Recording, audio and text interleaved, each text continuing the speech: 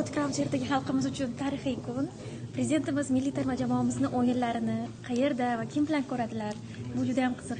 Hammamizni qiziqtirayotgan. Ertaga bitta ko'zimiz televizorda, bitta ko'zimiz soatda bo'ladi. Albatta, hurmatli prezidentimiz 40 millionlik xalqimiz singari bu matchni juda ham kutyaptilar. Deyarli har bir bo'layotgan muzokaralarda xorijlik mehmonlar terma jamoamizga omad tilayapti. Hurmatli prezidentimiz ertaga ushbu matchni oilalari davrasida nevaralari bilan birgalikda ko'radilar.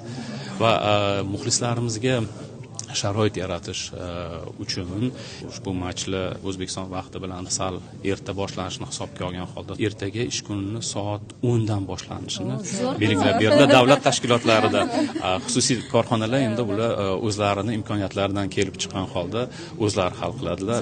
Soat nechidan demak ish kunini boshlashni. Rahmat.